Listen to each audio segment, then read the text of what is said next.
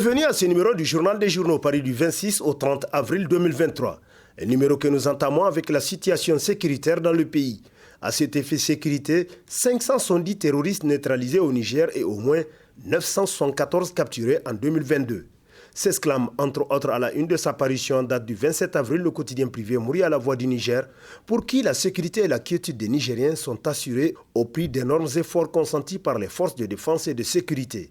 S'agissant des efforts pour améliorer les relations de confiance et de collaboration entre les populations et les FDS, dans les zones d'intervention, de nombreuses actions civilo-militaires ont été menées, nous apprend le journal qui renchérit qu'à titre illustratif entre 2021 et 2022, environ 80 154 personnes civiles ont bénéficié des soins médicaux au niveau des centres de santé des FDS. Dans le même ordre d'idées, des sessions de formation ont été organisées à l'endroit des FDS sur le droit international humanitaire.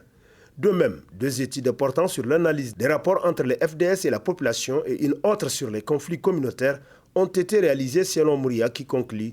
Par ailleurs, des appuis financiers et en vivres ont été apportés aux familles des FDS et ayant droit des militaires tombés sur le champ de bataille. Région de Tawa, département de Kintabaradin, 28e édition de la Concorde nationale, que retenir après tant d'années de célébration. Titre entre autres à sa une le bimensuel Écho du Monde, qui nous apprend que le 24 avril dernier, les Nigériens se sont retrouvés à Kintabaradin, choisi pour être le site officiel de la célébration de la fête de la Concorde en région de Tawa pour célébrer la 28e édition. Le thème choisi cette année était la pérennisation des acquis d'une paix durable. Est-il nécessaire de le rappeler, se demande le journal. Cette journée d'avril 1995 marque la fin de la rébellion armée des années 1990 qui a duré 4 longues années par la signature des accords de paix entre l'État du Niger et ceux qui ont pris les armes pour exprimer des revendications sociopolitiques et économiques. La fête allait être plus belle si le général Tarka n'a pas abusé des idéaux de paix qui ont prévalu à l'organisation de cette fête pour se lancer contre les pays voisins que l'histoire et la géographie ont unis pour être des peuples frères, constate le bimensuel pour qui, au Niger, nous avons choisi de continuer à être sous la domination néocoloniale de la France. Les Nigériens l'assument malgré eux, d'après le journal qui poursuit en concluant. Alors, pourquoi ne pas coller la paix à ceux des pays qui ont choisi d'assumer pleinement leur souveraineté pour se frayer un chemin comme celui qu'ont emprunté la Chine, le Brésil et plein d'autres au monde devenus aujourd'hui des pays émergents. Caisse autonome de retraite du Niger Carénie, une institution moderne victime du conservatisme corporatiste, s'exclame à sa une le bimensuel Toubal Info, qui constate que ces derniers temps, ce n'est pas la grande joie qui règne chez les retraités de la fonction publique. Dans les faits, selon le journal, la tutelle de la Carénie demeure écartelée entre le ministère des Finances en ce qui concerne l'aspect financier des choses et le ministère de la fonction publique s'agissant du côté administratif des choses. Cette double tutelle n'a vraiment pas aidé la structure dans son fonctionnement régulier.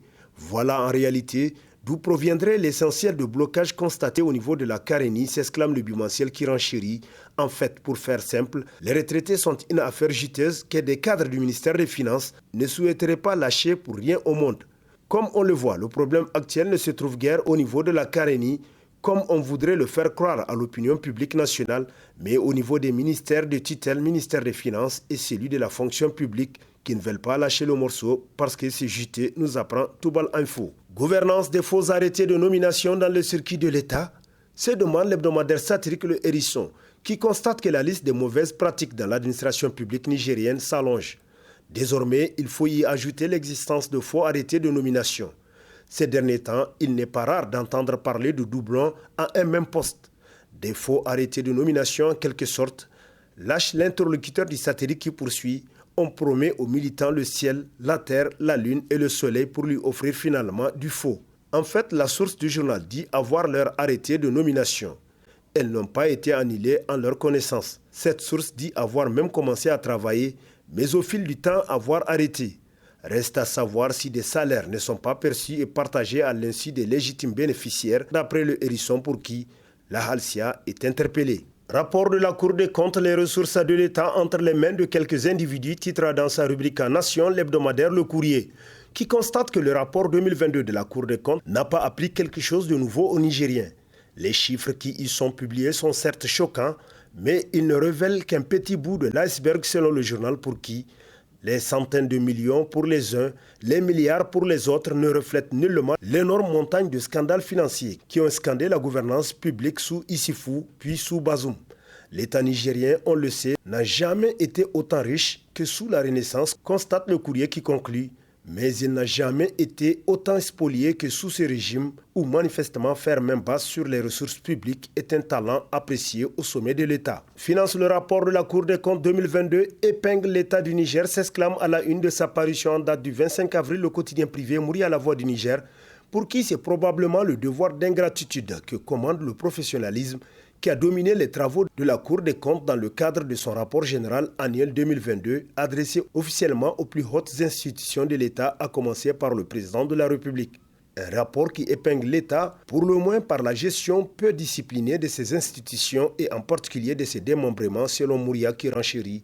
Le rapport qui reconnaît une nette amélioration de la discipline de gestion budgétaire de l'État au plus haut niveau par rapport à la mise en œuvre des recommandations, soit 96,67% par rapport à l'année 2021. Il n'en est pas de même pour les démembrements et les autres structures de l'État. Bannir le crime économique, titre pour son éditorial Niger Inter Hebdo, pour qui, en 2 ans aux commandes du Niger, il faut admettre que déjà le président Bazoum force l'admiration des Nigériens sur sa volonté affichée à inverser la tendance dans la gouvernance du pays. À bien d'égards, les Nigériens ont compris très tôt que le chef de l'État n'a pas seulement comme recette de ruminer le passé. Il entend plutôt gouverner le Niger dans les règles de l'art et ce, dans la plénitude de ses prérogatives de président de la République, chef de l'État, chef suprême des armées, selon le journal qui nous apprend que de proche en proche, les Nigériens se rendent compte que le philosophe président reste dans son élément, à savoir qu'il n'est pas une mauviette à qui l'on doit dicter des ordres et des décisions.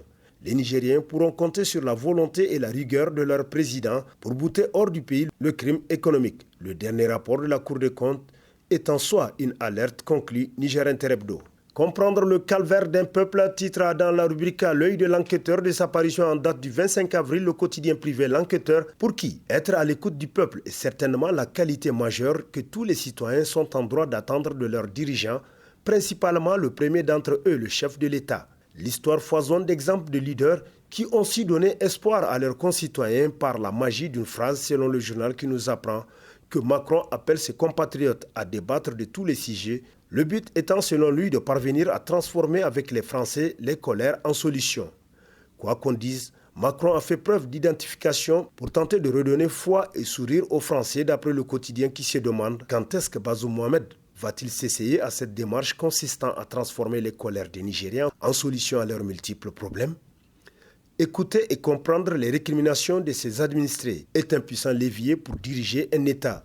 Malheureusement, Bazoum Mohamed préfère laisser les torrents de colère citoyenne s'amplifier, selon l'enquêteur qui conclut.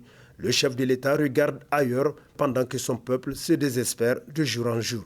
Perspective économique promoteuse, le Niger, futur poumon économique de l'Afrique, titre à sa une l'hebdomadaire NIA Info, qui nous apprend que le gouvernement de la 7e République, sous la houlette du Premier ministre chef du gouvernement, Oumoudou Mahamadou, s'est très tôt inscrit dans la dynamique de promouvoir le développement économique du Niger en s'appuyant surtout sur la politique de diversification des partenaires et l'attraction des investisseurs étrangers. Le chef du gouvernement a surtout exhorté les investisseurs, notamment français, qui semblent traîner les pas à ne pas être les derniers à venir investir au Niger, selon NIA Info qui conclut. Il reste aux Nigériens dans leur ensemble de se mobiliser autour du gouvernement pour accompagner le décollage économique amorcé par le Niger sous la Renaissance 3 du président de la République, Mohamed Bazoum. Renouvellement du bureau de l'Assemblée nationale, élection du 6e vice-président du bureau, la majorité présidentielle est-elle en train de perdre son âme? Se demande l'hebdomadaire Le Temps, pour qui c'est la question que l'on est en droit de se poser au vu de la confusion et de ce fâcheux précédent posé par certains députés de la majorité qui viennent de mettre un frein au traditionnel consensus qui a prévalu jusque-là à l'occasion du renouvellement annuel des membres du bureau du Parlement. Consensus qui voudrait que le bureau respecte la configuration politique de l'Assemblée nationale, ce qui n'est pas le cas cette année en raison du rejet de la candidature du député Omar Hamidou Tiana, présenté par les partis de l'opposition parlementaire qui a recueilli 64 voix pour et 95 contre. Il est aisé de constater l'éparpillement des votes de la majorité, ce qui révèle une indiscipline latente au sein de la majorité et des partis alliés, constate le journal Le Temps, qui poursuit. Ces distorsions peuvent augurer des craintes de l'instauration d'une possible cohabitation au cas où le président de la République, Bazoum, tenterait de s'émanciper par rapport à certaines pontes du parti empêtrées dans des indélicatesses qui clament indépendance et leur autonomie de décision au gré de leurs intérêts. Initiative Zéro Classe Payotte au Niger, des équipements scolaires mis à la disposition de la région de Niamey s'exclame dans la rubrique Poule du Niger de sa parution en date du 26 avril. Le quotidien privé Mouria à la Voix du Niger, qui nous apprend que le président du conseil de ville de Niamey a présidé le mercredi 19 avril 2023 dans la matinée à l'école primaire Courant Nord 4 de Niamey, une cérémonie de réception d'un don d'équipements scolaires composé de 1500 tables bancs, 60 armoires, 60 chaises et 60 bureaux au profit des écoles primaires de la région de Niamey par le contingent militaire italien résident au Niger. Ce don qui vient à point nommé entre dans le cadre du programme Zéro Classe en Payotte au Niger. Grâce à ce geste, des milliers d'enfants seront à l'abri des intempéries et les enseignants vont travailler en toute quiétude selon Mouria pour ce qui apporte certainement plus de sérénité dans l'environnement d'apprentissage. Et sur ce prend fin le présent numéro de la revue de presse. Prochain rendez-vous, plaise à Dieu dans une semaine avec toujours la même passion de vous servir. Bonne lecture et au revoir.